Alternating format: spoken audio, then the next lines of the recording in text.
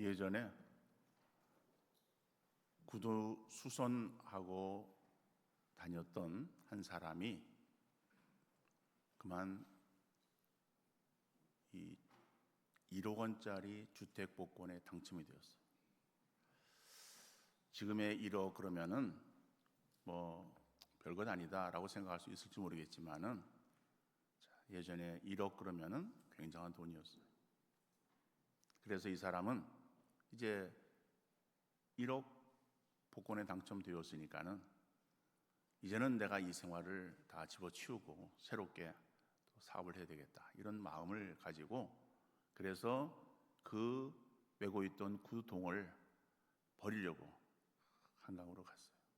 그래서 한강 다리에서 그래서 구두통을 아주 그냥 보란 듯이 던져버렸어요. 홀가분한 마음으로 집에 돌아왔어요. 돌아와서 그걸 생각해 보니까는 그 당첨되어진 주택 복권 종이, 그 종이를 그만 구두통 안에다가 넣어놓고 그거를 그냥 던져버린 거예요. 얼마나 충격이었겠어요. 그래서 그 충격으로 그만 죽어버렸어요. 여러분, 너무 갑작스럽게 행운이 찾아오면은요 사람이 죽을 수도 있는 것 같아요. 그런데 우리가 이러한 어떠한 행운이 우리에게 찾아왔다라고 해가지고 그런 모든 부분에 있어서 다 그런 만족스러운가 하면은 그것은 아닌 것 같아요. 돈이 있어도, 그죠? 요즘은 뭐 1억이 아니죠. 요즘에 그 나온 그 뭐 로또 복권은 1억, 그러니까 1등이면은 거기에 무슨 뭐 수억 이상의 수십억의 그 돈이 들어있는 것 같아요. 예를 들어서 그렇게 지금으로 말한다면 로또 복권에 당첨이 되었다. 그래서 지금 내가 갑자기 수십억 원의 돈이 생겼다라고 해서 그러면은 우리가 다 행복하고 정말 행운을 잡은 그러한 사람이라고 말할 수 있겠는가라고 하는 거예요. 돈이 있어도 정신이 비천한 그러한 경우도 생길 수 있고요. 또 병이 들 수도 있고 자녀가 속을 썩일 수도 있어요. 그러면은 내가 가지고 있는 수많은 돈, 그 돈을 들여서 병원에 병 고치기 위해서 가서 입원하고 이 약 저 약을 다 써도 그 병을 고치지 못하는 경우들이 얼마나 많이 있습니까? 자녀가 속을 썩인다고 그 많은 돈들을 갖다가 넣어도 자녀가 제대로 또 마음을 잡지 못하는 경우도 생길 수 있어요. 자, 그러니까는 이 사람이 세상이 줄 수 있는 어떤 행복이라고 하는 그것이 아주 변덕스러워요. 그래서 어떤 조건에 따라 다르게 나타나기도 하고 어떤 때는 그것이 막 우리에게 있어서 복에 겨워서 막 그냥 즐거움이 되기도 하다가도 어떤 경우에 있어서는 그러지 못한 그러한 것이 세상에 어떠한 행복이다라고 하는 거예요. 그런데 우리 주님이 주시는 그러한 행복이라고 하는 것은 이것은 조건을 초월해서 주어지는 거예요. 그래서 사람들은 그 행복을 더 얻기를 원하는 거예요. 그러니까는 조건 없이 주어지는 정말 무한정의 그런 어떤 행복, 그런 행복감을 내가 누리며 살아갔으면 좋겠다라고 하는 마음을 가지고 있는 것이다. 그런데 어떻게 하면은 이러한 행복을 우리가 누리며 살아갈 수 있을 것인가 라고 하는 것을 오늘 살펴보기를 원합니다. 그래서 지난번에 그러면은 지난주가 되어지는 거예요. 그러니까 지난번에는 그런 행복의 그러한 그 조건으로 우리가 관계성을 생각해 보았습니다. 어떤 관계성에 의해서 우리 행복을 누릴 수 있다라고 하는 거예요. 그런데 그 관계성을 누리기 위해서 어떠한 관계를 형성해야 되는가? 하나님과의 좋은 관계를 형성해야 된다. 그래서 성경은 뭐라고 말하고 있습니까?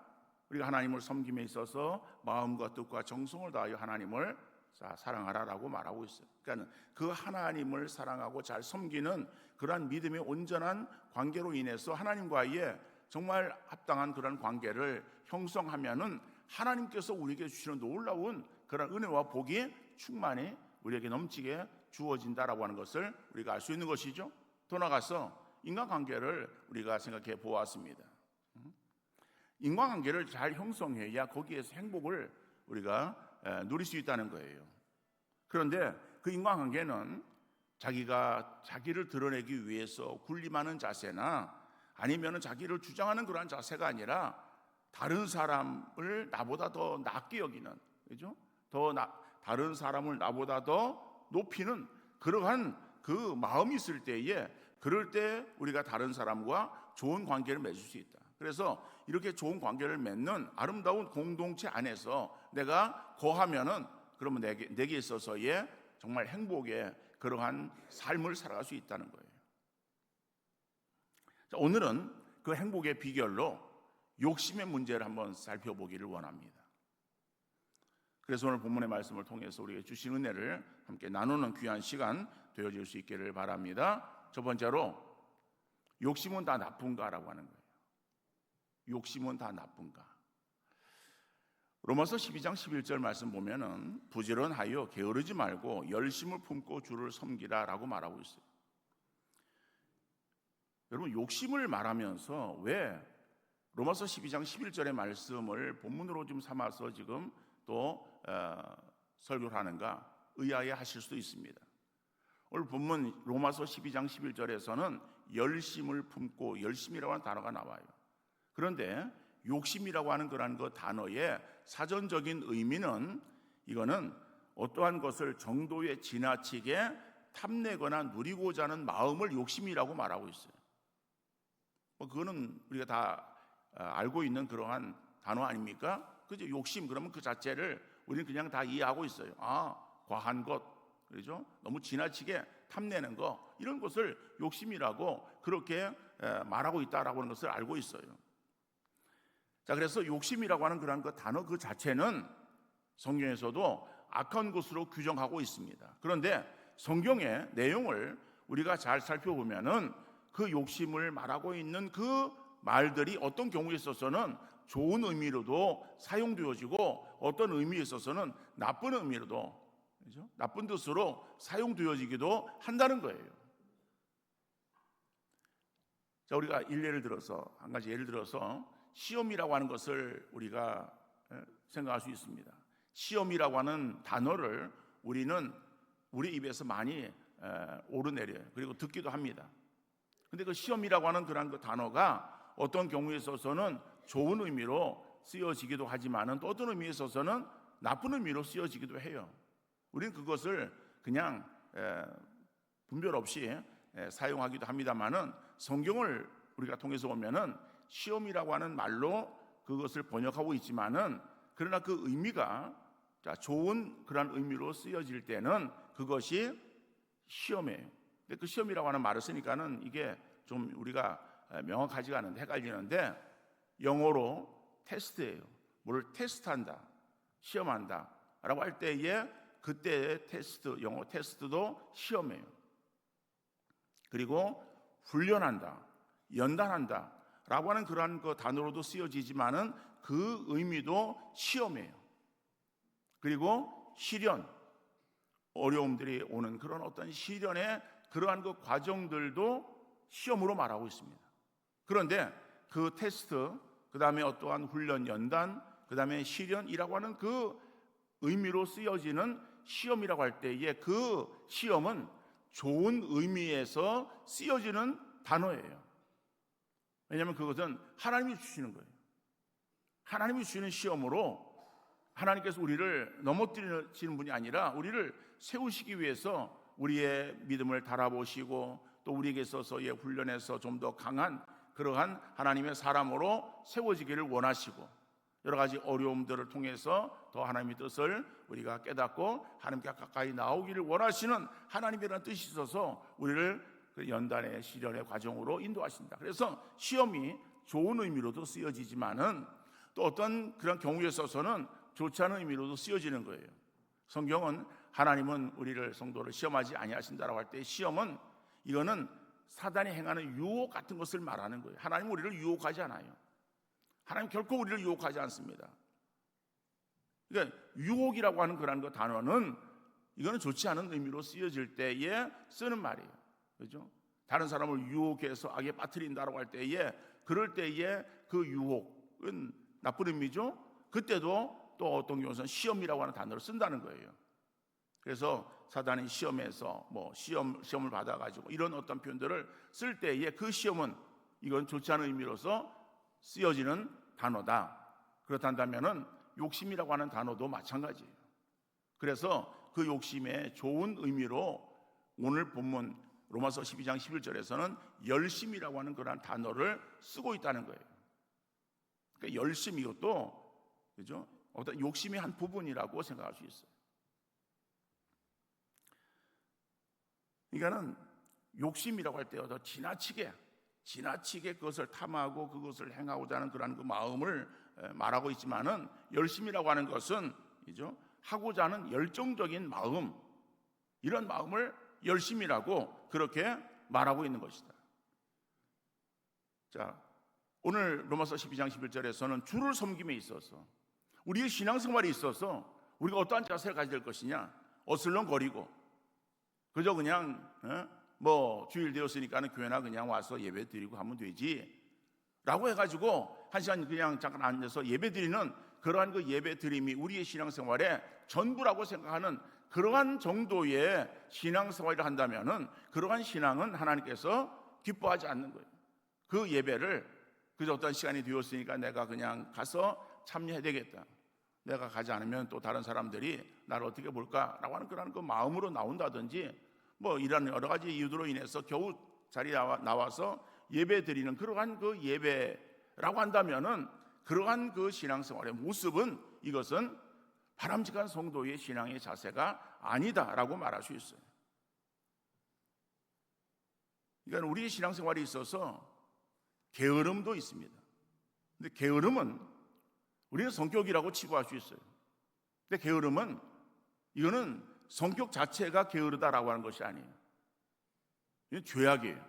성경은 게으름을 죄악이라고 말하고 있어요. 나는 원래 느려서. 여러분, 느린 거하고 게으른 거하고 다른 거예요.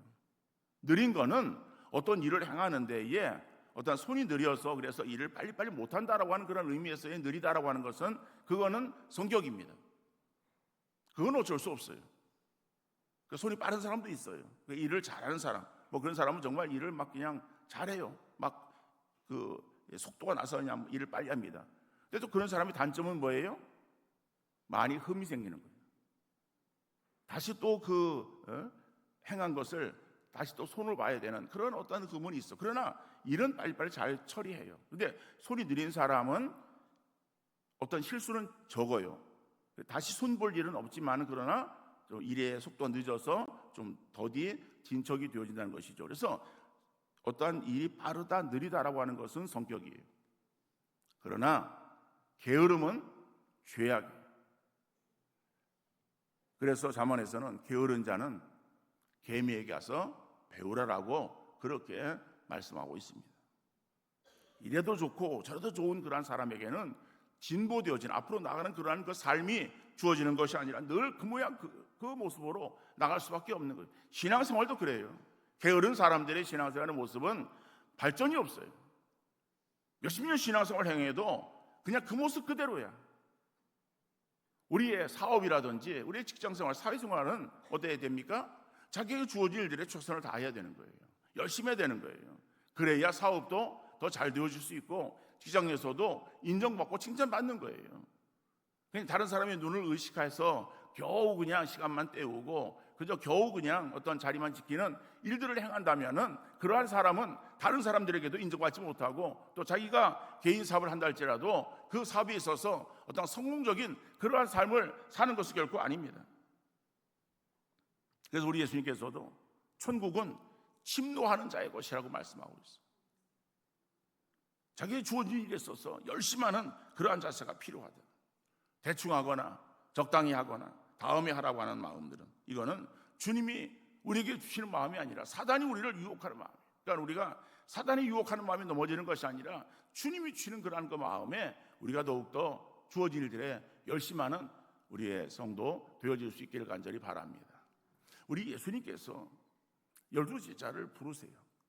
사역을 시작하시면서 그 초기에 이제 기도하시면서 사람들을 이제 12명의 제자들을 부르시는데 그 12명의 제자들을 부르실 때 어떠한 사람들을 불렀는가 하면은 자기의 삶의 위치에서 최선을 다하고 있는 사람들을 부르셨어요. 여러분, 베드로, 안드레, 야고보, 요한, 그 쟤들은 수지자예요.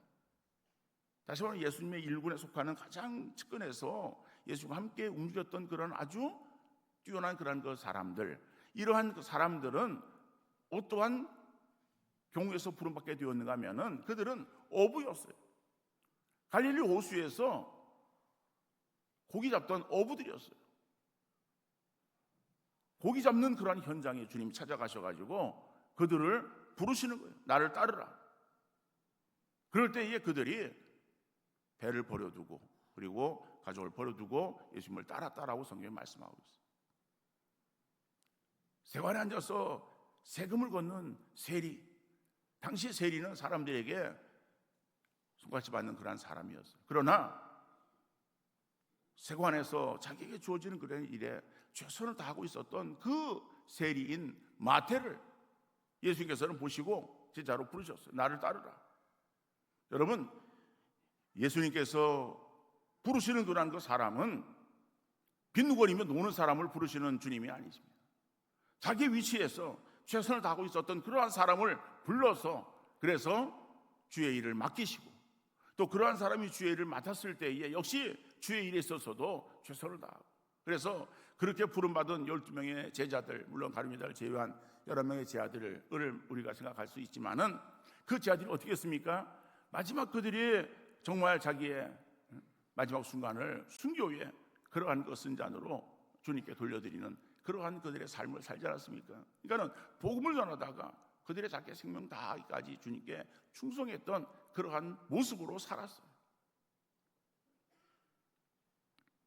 자기 일에 열심을 내어서 충성하고 열심히 일하는 것은 매우 중요합니다. 욕심 부리는 건 잘못된 일이지만은 열심을 내는 것은 매우 바람직하다. 여러분들, 우리에게 주어지는 신앙생활이든지 우리에게 주어지는 그러한 것 같기에 삶의 현장 속에서 더욱더 최선을 다하고 열심하는 그런 믿음의 성도 되어질 수 있기를 간절히 바랍니다. 두 번째로 행복에 이르게 하는 그러한 욕심이 있어요. 행복에 이르게 하는 욕심.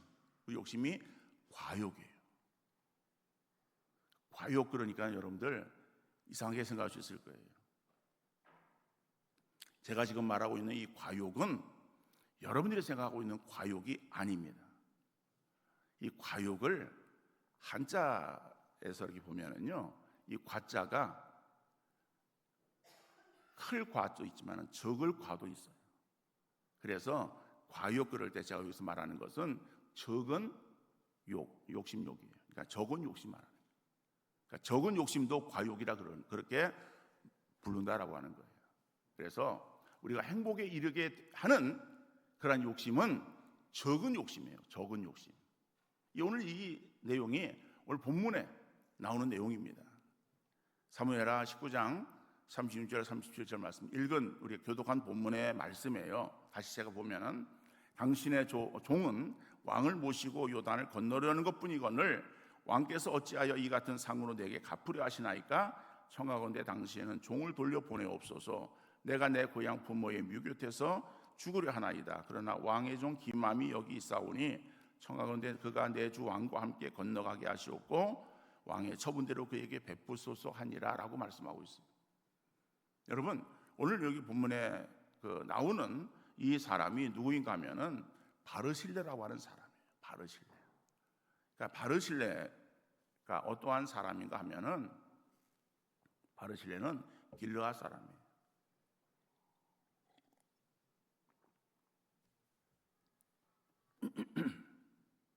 길르앗 이 출신으로 거기에서 매우 부유한 지주였어요. 지주. 그러니까 부자였어요. 사무엘하 17장 27절로 29절에 보면은 다윗이 그의 아들 압살롬과 전쟁을 치르게 됩니다. 왜 전쟁을 치르게 되었는가 하면은 압살롬이 아버지를 반역했잖아요. 그래서 반란을 일으켰어요.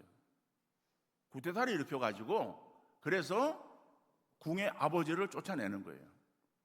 그 궁의 아버지를 쫓아내고 그리고 그것으로 끝나는 것이 아니라 그 아버지의 그런 아버지를 위시한 아버지의 잔재 세력들을 다 멸해야 자기가 편안하다라고 하는 생각 속에서 다윗을 좀 쫓고 있는 거예요. 그러니까는 압살롬의 군대와 다윗의 군대가 서로 전쟁을 벌이게 되어집니다. 자, 대세는 다윗에게 있는 것이 아니에요.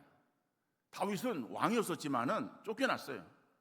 그래가지고 지금 도망가는 신세가 되었어요. 그리고 자기의 군대들을 이끌고 도망가고, 그리고 그 궁을 점령한 이 아들 압살롬이, 그러다 보니까 사람들이 그쪽이 대세인 것으로 생각해가지고 다 그쪽으로 넘어가는 거예요. 다윗을 따랐던 모든 신하들이 다 압살롬에게로 넘어갔어요. 그러니까는 그 압살롬의 군대는 큰 군대예요. 그리고 다윗의 군대는 적은 수였어요. 누가 보아도 대세가 누구인지는 금방 드러나는 거예요. 그런데 이 마하나임 지역에 이렇게 되었을 때에 거기에 이 바르실레가 있었어요. 근데 바르실레가 대세인 압살롬에게 손을 내민 것이 아니라 연약한 다윗을 도와줍니다. 그래서 그 다윗 군대에게 먹을 것을 주는 거예요. 식량을 제공해 주고 또 필요한 모든 것들에 대해서 거기를 도와주는 거예요. 그러니까는 다윗이 쫓기는 그런 가운데에 이 바르실레에게 있어서의 많은 도움을 받게 되어지는 거예요. 그리고 그 싸움에서 이깁니다. 자, 여러분, 이 다윗이 지금 어려움을 당하다가 그 다음에 어떠한 사람의 도움으로 인해서 그 어려움에서 이제 그 어려움을 극복하게 되어져요. 그러면은 다윗의 마음에는 그 사람, 자기를 도와준 그러한 그 사람이 마음에 남지 않겠습니까? 자, 결국 이 다윗이 압살롬과의 그러한 그 전쟁에 있어서 거기서 승리를 하고, 그래서 이제는 다시 예루살렘 궁으로 다시 돌아오는 거예요. 돌아오는데 이제 돌아오기 위해서 강을 만나게 되어죠. 강을 건너야 되는 거예요. 강을 건너려고 하는데 그때에 바르실레가 다윗을 찾아옵니다. 찾아오는 것은 이 바르실레가 다윗에게 도움을 주었기 때문에 이제는 왕궁에 들어가면 나를 좀 생각해서 나에게 도움을 주십시오라고 도움을 요청하기 위해서 찾아온 것이 아니에요. 이 바르실레는요, 정말 다윗을 위하는 그런 그 마음이 있었고 도와주려고 하는 그런 그 마음이 있었어요. 그가 어려울 때만 그런 것이 아니라 그가 이제는 왕으로 다시 복귀해서 궁으로 들어가는 그런 순간에도 마찬가지였어요. 그래서 바르실레가 다윗을 찾아온 것은 그 다윗으로 하여금 강을 잘 건널 수 있도록 하기 위해서 바르실레가 다윗을 찾아온 거예요. 그리고 강을 그런데 다윗이 바르실레를 만나니까는 다윗의 마음이 어떤 마음이겠어요? 너무 좋은 거예요. 너무 기쁜 거예요. 왜요? 자기를 도와주었던 그런 사람 아닙니까? 그래서 정말 그를 그냥 끌어안고 그리고 감사하는 그런 그 마음을 또 표했겠지 않았겠습니까? 그래서 나와 함께 예루살렘 궁으로 올라가자. 가서 내가 이제 왕이니까는 내가 너에게 은혜를 입은 거 내가 다 너를 도와주고 너를 공개하리라. 지금 이 바르실레 나이는 80이에요. 80은 지금의 우리가 나이와 비교할 때 비교가 안 되는 거예요. 왜냐하면 3000년 전이에요. 3000년 전. 그죠? 우리 조선시대만 하더라도 사람의 그러한 그 평균 수명이 얼마 되지 않았어요. 그죠? 60 환갑 치르면은 환갑잔 치르면 어떻게 해요? 오래 살았다고 얘기했어요. 그게 우리 얼마 전에 이야기예요. 3000년 전이면요 평균 수명이 굉장히 낮았던 때예요. 근데 80을 살아. 이게 아주 고령이야. 그러니까는 이 바르실레가 왕이요, 내가 지금 80입니다. 이 내 나이에 예루살렘 궁으로 가서 왕이 나에게 아무리 좋은 것을 주어도 음식을 먹어도 내가 음식의 맛을 알겠습니까? 아름다운 음악으로 연회를 베풀어도 그 연회에 그러한 그 노래하는 그러한 사람들의 소리를 내가 분별할 수 있겠습니까? 나는 다 이제는 뭐 필요 없습니다. 그냥 단지 내 고향 땅에 살다가 그리고 부모의 묘실 그 옆에 내가 그냥 나는 그냥 거기에 묻히면 됩니다. 라고 이제 거절하는 거예요. 거절하는. 얼마나 아름다운 모습이에요. 그러면서 한 가지를 부탁합니다. 그 부탁하는 게 뭔가 하면은,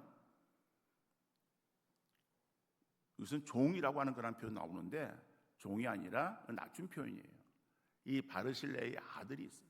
그 아들이 김함이에요. 김함의 성이 김씨가 아니고 이름이 김함이야. 그 김함이라고 하는 그런 아들이 있는데, 이 아들은 내 아들이니까는 좀 데려가서 왕의 처분대로, 뭐 어떻게 해달라는 것이 아니라 왕의 처분대로 그냥 이 아들에게 좀 해주시면 좋겠습니다. 은혜를 좀 베풀어 주시면 좋겠습니다라고 그걸 요청하고 있는 거예요. 그럴 때 이제 이 다윗이 그 바르실레이의 그러한 그 정말 아름다운 마음, 그죠? 왕의 호의를 거절하는 거예요. 이거는 어떠한 욕심을 부리기 위해서 그 나이에 80대여 가지고 이제는 정말 오늘의 몇 세라고 이렇게 말할 수는 없지만 어떻든 간에 고령이에요. 고령인 그러한 그 나이에 그냥 욕심 부려 가지고 가서 그냥 더 부귀영화를 누리려고 그렇게 행하는 것이 아니라 그것을 단호하게 거절합니다.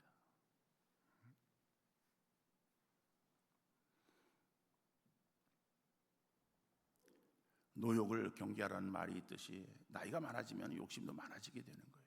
그런데 바르실레는 욕심을 깨끗이 비워내고 있어요. 바르실레는 자기의 분수를 아는 그러한 모습이라고 말할 수 있어요. 욕심 부리지 아니하고 단지 자기의 아들 김함만을 생각하는 적은 욕심, 그죠? 적은 욕심인 과욕이 있을 뿐이었다.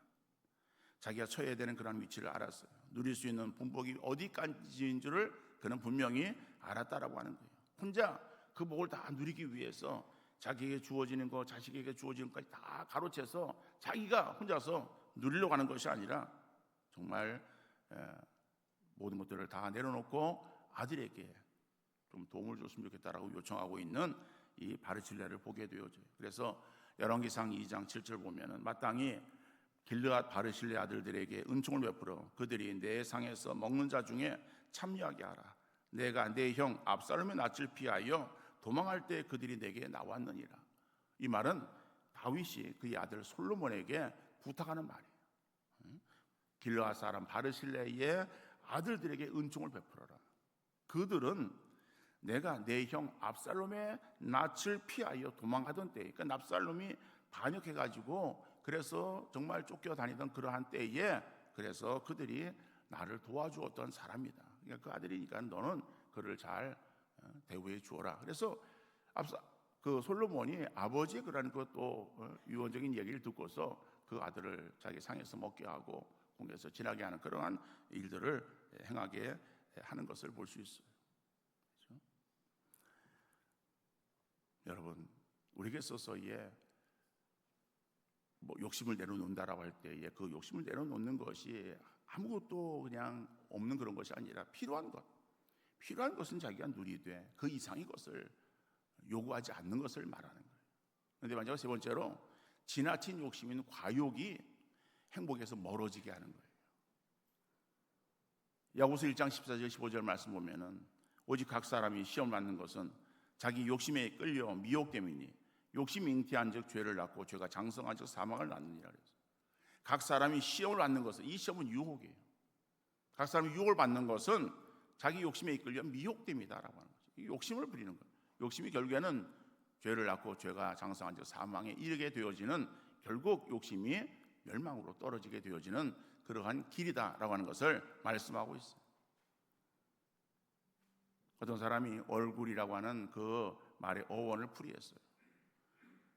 이 옛사람들은 얼굴을 얼골이라고 말하기도 했는데 그래서 이 얼골이 어디서 나온 말인가 하면은 얼골이다. 얼골. 얼의 꼴. 얼의 모습이에요. 얼은 마음이에요. 마음의 꼴, 모습이에요. 그러니까 마음의 모습이 얼굴에서 나타난다라고 하는 그런 말이겠죠. 링컨은 사람이 나이가 40이 되어지면 자기 얼굴에 책임을 져야 된다라고 하는 그런 말을 했어요. 여러분, 우리 얼굴의 모습이 우리의 마음이나 인격의 표현이라고 하는 것을 잊어서는 안 될 것입니다. 얼굴이 얼의 꼴이라고 한다면은 마음에 욕심이 가득한 사람의 얼굴은 평안함과 여유로움과 인자함이 넘치는 것이 아니라 일그러진 모습입니다. 우리의 얼굴이 못생겼다고 해서 어떻게 뜯어고칠까 염려하지 마시기 바랍니다. 그런데 돈 들이지 말고 우리 마음을 정말 행복한 마음으로 만들면 우리 얼굴이 바뀌어지는 거예요. 우리 그걸 생각해야 되지, 마음은 그렇지 않은데 겉으로 드러나는 얼굴만 고친다고 뭐가 됩니까? 따먹어서는 안 되는 열매인 선악과 욕심부려서 원죄를 저질렀던 아담과 하와에게 불행이 찾아왔어요. 하나님의 얼굴을 피하여 숨어야 되고 그들의 수치를 가리기 위해서 나뭇잎으로 몸을 가려야 됐던 거예요. 욕심은 탐심으로 이것이 우리 마음에 가득하면 우리 인생이 불행해지기 시작하는 거예요. 사단은 사람들로 하여금 많은 것들을 소유하라고 유혹하는 거예요. 우리가 유혹을 받아가지고 그래서 많은 것들을 소유하면 우리가 행복한 인생이 되어지는 줄 알아요. 그러나 결국에는 탐심은 사람을 더 병들게 만드는 거예요. 성경은 그래서 탐심을 물리치라고 말씀하고 있어요. 근데 사단은 자꾸 이렇게 탐심을 불러일으키는 거예요. 여러분, 어디에 우리가 귀를 기울여야 될 것인가? 세상 사람들이 따라가는 그런 어떤 세상의 말들, 사단의 말에 우리가 미혹되어서 그것이 진리인 양 따라가는 것이 아니라 하나님 말씀을 기준 삼아서 하나님 말씀대로 살아가기를 힘쓰는 그러한 우리 귀한 믿음의 성도 되어질 수 있기를 간절히 바랍니다. 결론적으로 예수님은 산상수훈에서 이렇게 말씀하십니다. 마태복음 5장 3절에 심령이 가난한 자는 복이 있나니 천국이 그들의 것입니다. 여러분, 심령이 가난한 자가 복이 있다라고 말씀하는 거예요. 우리의 심령, 마음이 가난한 자, 마음이 가난하다는 것은 우리 마음의 욕심을 제거하는 마음을 말하는 거예요. 우리 마음의 욕심을 제거하면은 우리 마음이 뭐예요? 천국이 되어지는 거예요. 욕심 부려서 내 눈에 보이는 거 잡으려 가지 말고 내가 누리고 있는 것에 정말 만족하는 그러한 삶을 살아가셔서 그래서 날마다 천국을 이루어가는 귀한 믿음의 삶을 살아갈 수 있기를 간절히 바랍니다. 행복에 이르는 길을 막고 서 있는 가장 큰 장애물이 탐심이에요. 행복하기를 원하신다면 우리 속에 있는 탐심을 줄여나가기를 힘쓰는 우리 모두가 되어질 수 있기를 간절히 바랍니다. 탐심을 줄일 수 있는 것은 어떻게 줄일 수 있는가? 그냥 내가 탐심을 줄여야지라고 하는 마음을 갖는 것이 아니라 내 가진 것에 자족하고 감사하는 마음을 가질 때에 우리가 탐심을 줄일 수 있는 거예요. 멀리 있는 것에 눈도 그리지 말고 욕심 줄이기 위해서 내게 있는 것이 무엇인지 헤아려서 감사하는 삶을 살아가는 귀한 믿음의 성도 되어질 수 있기를 간절히 바랍니다. 욕심의 포로가 되어지면 그 삶에는 행복이 찾아오질 않아요. 평생 불평과 불행한 그러한 삶을 살아갈 수밖에 없는 거예요. 오늘 우리의 삶이 욕심의 문제를 잘 다루어서 늘 기쁘고 행복한 삶을 살아가는 귀한 믿음의 복된 성도 되어질 수 있기를 주님 이름으로 축원합니다. 거룩하시